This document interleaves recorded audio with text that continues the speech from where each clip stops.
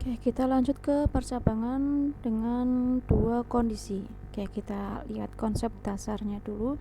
Seperti yang dijelaskan pada pembahasan sebelumnya, percabangan selalu ditandai dengan kondisi dan pernyataan. Nah, karena di sini kita menggunakan dua kondisi, maka kita berarti ada dua kondisi dan ada dua pernyataan.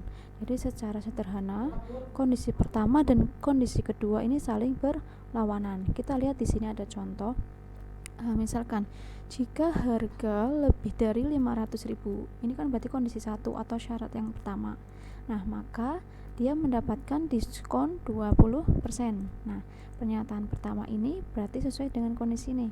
Nah, jika tidak, berarti kondisi yang kedua atau kondisi yang berlawanan ini, maka mendapatkan diskon 10%. Ya, jadi ada dua kondisi di mana kondisi pertama dan kondisi kedua ini saling berlawanan. Nah, di sini contohnya seperti ini. Oke, kita lihat di sini untuk flow chartnya. Angka 1, kemudian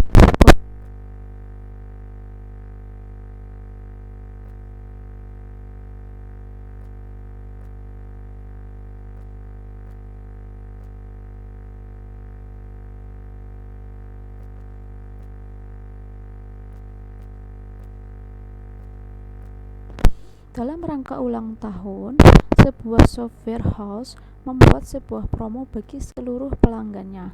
Nah, dalam setiap transaksi pemesanan software, pelanggan akan dicek lamanya menjadi pelanggan.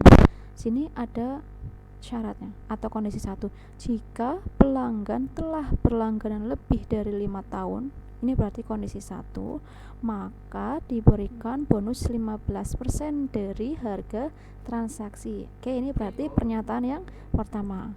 Nah, jika tidak, berarti pernyataan yang kondisi berlawanannya atau kondisi yang kedua, jika tidak, maka pelanggan hanya mendapatkan diskon 5% dari harga transaksi. Nah, ini berarti pernyataan yang kedua. Berarti gimana jika tidaknya? Berarti gimana?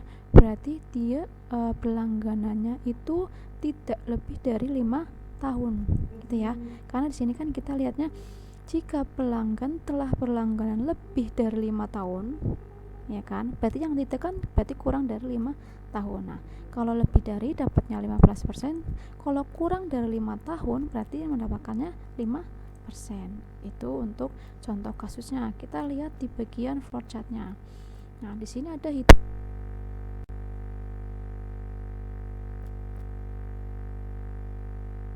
kan total transaksinya berapa. Kemudian cek pelanggannya apakah dia sudah berlangganan lebih dari 5 tahun. Nah, jika sudah lebih dari 5 tahun, jika iya, maka dia mendapatkan diskon 15% dari nilai transaksi yang ini. Jadi 15% dikali total transaksinya. Nah, jika tidak, berarti misalkan dia baru 1 tahun atau 2 tahun, otomatis kan dia tidak lebih dari 5 tahun. Nah, atau kurang dari 5 tahun. Nah, jika tidak ini, maka pelanggan hanya mendapatkan nilainya diskonnya 5% dari nilai transaksi yang ini. Nah, kemudian langkah selanjutnya yaitu di sini tinggal dihitung transaksinya ini dikurangi dengan diskon. Nah, jadi diskon misalkan 5% dikali ini berapa? Nanti tinggal dikurangi dengan diskon. Nah, ini untuk flowchart program algoritma dengan dua kondisi.